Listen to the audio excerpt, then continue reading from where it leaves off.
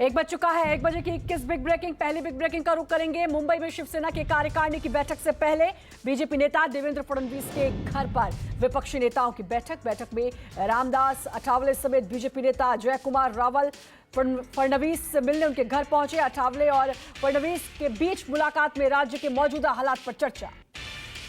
अगली big breaking, Maharashtra में जारी सियासी संकट के बीच थोड़ी देर में शिवसेना राष्ट्रीय कार्यकारिणी की अहम बैठक शुरू होने वाली है। शिवसेना राष्ट्रीय कार्यकारिणी की बैठक शिवसेना भवन में होने वाली है। बैठक को लेकर शिवसेना नेताओं का पहुंचना जारी। वीडियो कॉन्फ्रेंसिंग के जरिए उद्धव ठाकरे बैठक को संबोधित करेंगे। इस बैठक में शिवसेना में चल रही उथल पुथल को लेकर चर्चा की जाने की संभावना है। अगली बिग ब्रेकिंग का रुख करेंगे। शिवसेना संजय राउत ने बागी विधायकों को एक बार फिर धमकी दी। कहा शिव सैनिक भड़क गए तो आग लग जाएगी। संजय राउत ने कहा बागी विधायक उनके संपर्क में है। कल रात 10 बजे विधायकों से बात हुई। बागी विधायक मुंबई आकर बात करें। महाराष्ट्र में सियासी घमासान लगातार बढ़ता जा रहा है। इस बीच खबर ये कि आज शिंदे ने गुवाहाटी के होटल में 2 बजे विधायकों की बैठक बुलाई, जिसमें बागी विधायक अपना प्रवक्ता नियुक्त करेंगे। मीटिंग में विधायक आगे की रणनीति पर चर्चा करेंगे। आपको बता दें, शिंदे को समर्थन करने वाले विधायकों की संख्या लगभग 47 के करीब पहुंच गई है।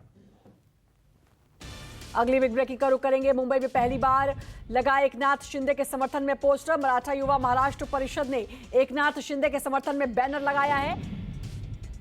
शिवरी के पास हाईवे पर यह बैनर लगाया गया। बैनर में मराठी फिल्म धर्मवीर के डायलॉग का इस्तेमाल किया गया। पोस्टर पर लिखा है, जहां धर्म है वहां विजय निश्चित है। अगले बिग ब्रेकिंग का रुख करेंगे। महाराष्ट्र में सियासी उबाल के बीच शिंदे समर्थक विधायक दिलीप लांडे के पोस्टर फाड़े गए। साकिनाका इलाके में बागी विधायक दिलीप लांडे के पोस्टर फाड़े गए। वहीं कुछ देर पहले ही शिंदे समर्थक विधायक तानाजी सावंत के दफ्तर में तोड़फोड़ की गई। अगली बिग ब्रेकिंग, पुणे में शिंदे के समर्थक विधायक के दफ्तर में तोड़फोड़। बागी विधायक तानाजी सावंत के दफ्तर में तोड़फोड़ की गई। तोड़फोड़ का सीधा आरोप शिवसेना कार्यकर्ताओं पर लगाया गया। सामने आई तस्वीरों में तोड़फोड़ करने वाले लोगों के हाथों में शिवसेना के झंडे समेत बाला साहिब के पोस्टर दिखे। लोग उद्धव ठाकरे हम तुम्हारे साथ हैं के नारे भी लगा रहे हैं। एकनाथ शिंदे ने अघाड़ी सरकार पर बड़ा आरोप लगाया। उन्होंने चिट्ठी लिखकर कहा कि उनको और उनके परिवार को धमकी दी जा रही है, उनके परिवार को खतरा है। एकनाथ शिंदे ने कहा कि उनकी सुरक्षा वापस ले ली गई। हमारी सुरक्षा वापस दीजिए क्योंकि उनके परिवार को खतरा है। अगर उनके परिवार को कुछ भी होता है तो जिम्मेदारी सरकार की है। अगले बिग ब्रेकिंग का रुख करेंगे। महाराष्ट्र में सियासी हलचल के बीच निर्दलीय सांसद नवनीत राणा का बड़ा बयान सामने आया है। नवनीत राणा ने बागी एमएलए को सुरक्षा देने की मांग की। नवनीत राणा ने इस दौरान राज्य में राष्ट्रपति शासन की मांग की है।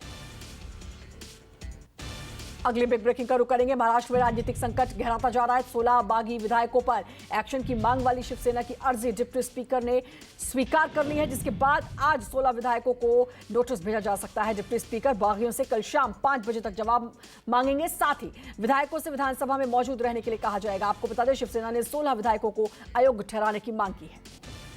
अगली बिग ब्रेकिंग, 2002 गुजरात दंगों से जुड़े जाकिया जफर केस में क्लीन चिट मिलने के बाद अमित शाह ने चुप्पी तोड़ी। कहा पीएम मोदी ने भगवान शंकर की तरह विष पिया। 19 साल तक बिना कुछ बोले सब सहते रहे, लेकिन आज सुप्रीम कोर्ट के फैसले के बाद सत्य सोने की तरह निखर कर बाहर आया। शाह ने कहा सुप्रीम कोर्ट ने सारे आरोप खारिज किए।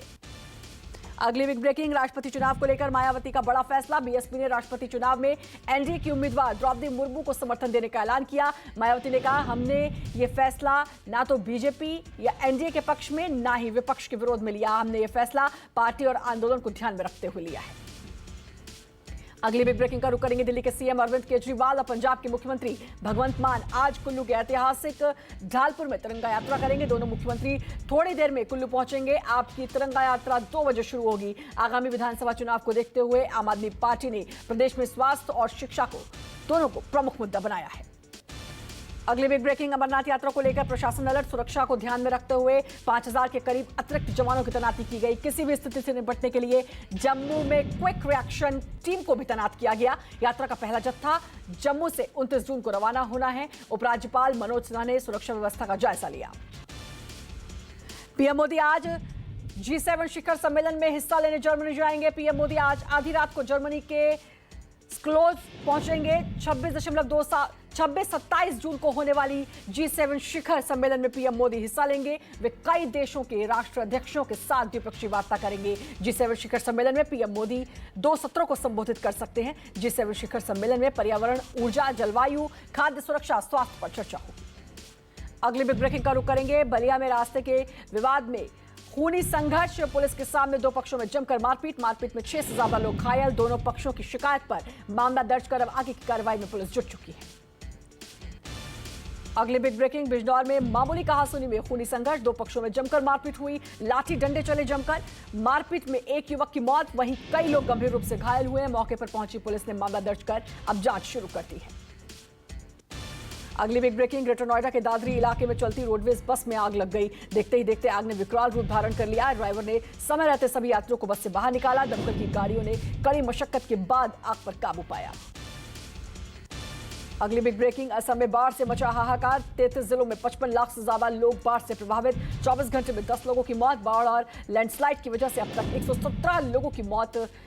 सेना के साथ पुलिस, एनडीआरएफ, एसडीआरएफ की टीम राहत बचाव कार्य में लगातार जुटी हुई है। अगली बिग ब्रेकिंग, मोकामा के बगदादी नदी का जलस्तर बढ़ा। नदी के उफान से 5 गांव का संपर्क ब्लॉक मुख्यालय से कटा।